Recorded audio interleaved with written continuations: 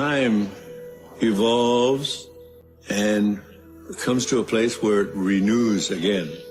There is first a purification time, then there's renewal time. We are getting very close to this time now. Everything is coming to a time where prophecy and man's inability to live on earth in a spiritual way will come to a crossroad of great problems. It's the Hopi belief, it's our belief that if you're not spiritually connected to the earth and understand the spiritual reality of how to live on earth, it's likely you will not make it.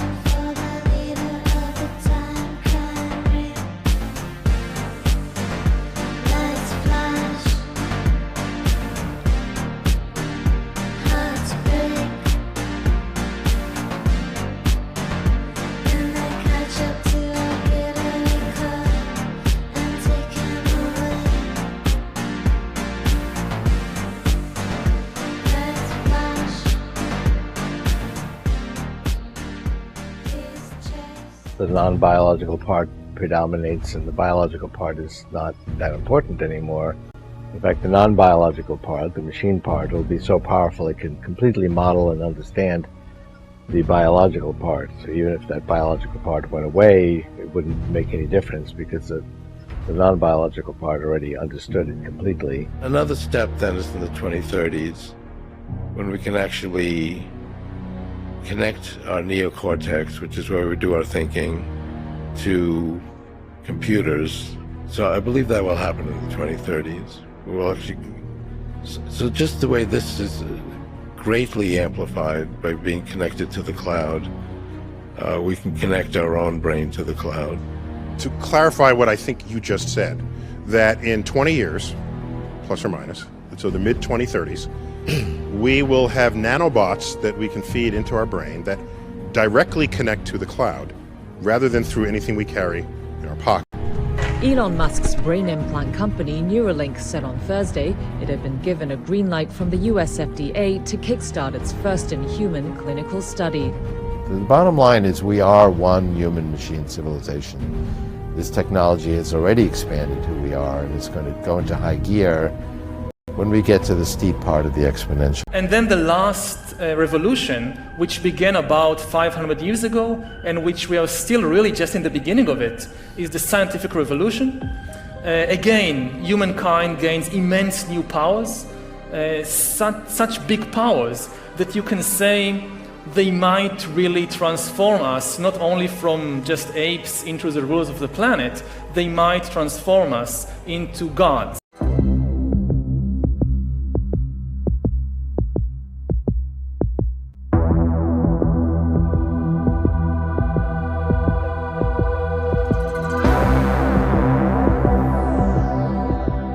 The fourth industrial revolution, which accelerates global change in much more comprehensive and faster ways than the previous three revolutions.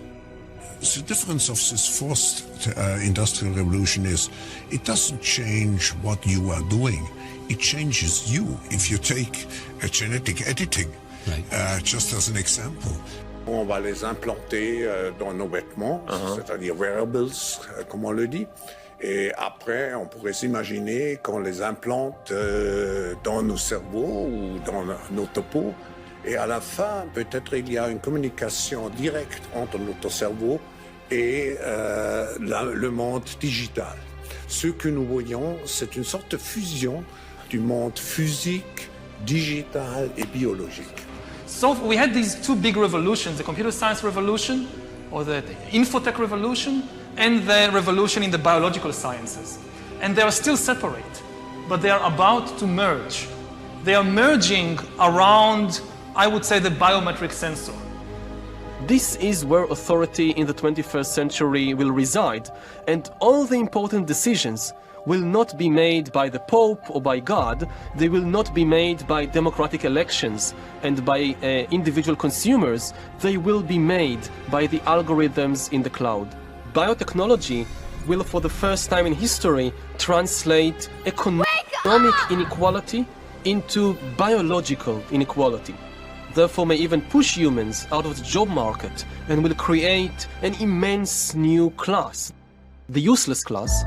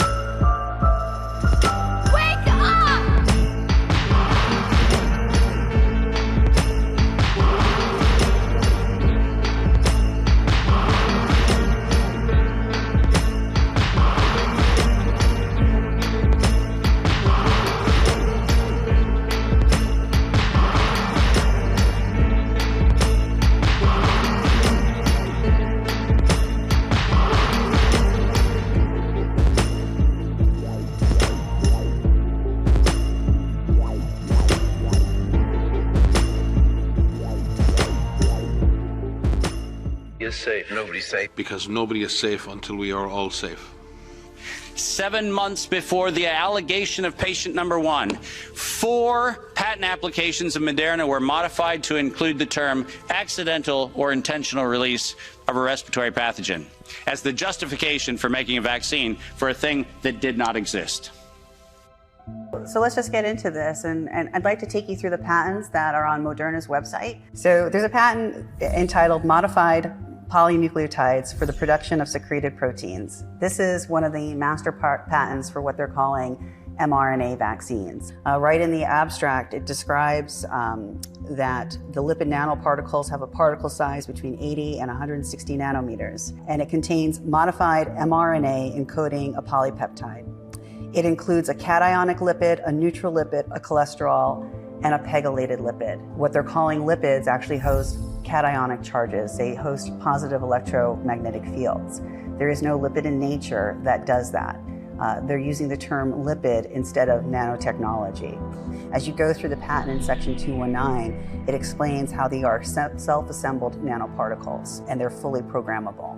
That term in here is an alarming term for a number of reasons. One reason is that these are both pre-programmable as well as they can receive programs from an external source. Microsoft did a 3-minute video on their technology. They call them biological computers.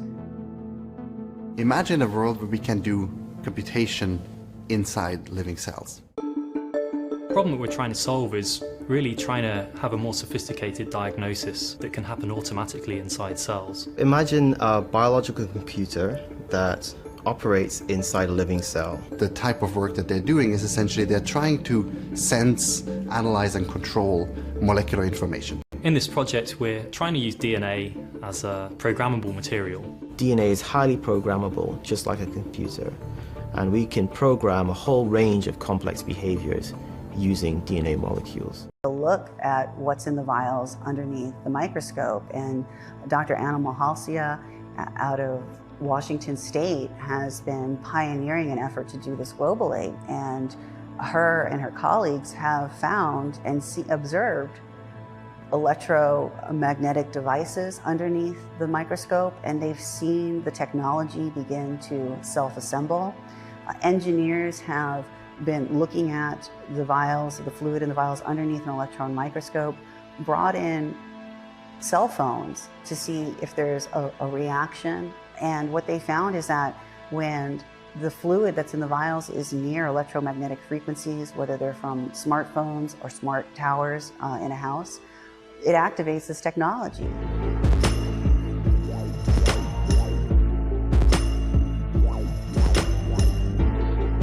You might want to check the label the next time you buy chicken at your grocery store, because it might have come from a lab backed by Bill Gates. The meat that you buy at the grocery store might have come from a lab backed by Bill Gates instead of a farm.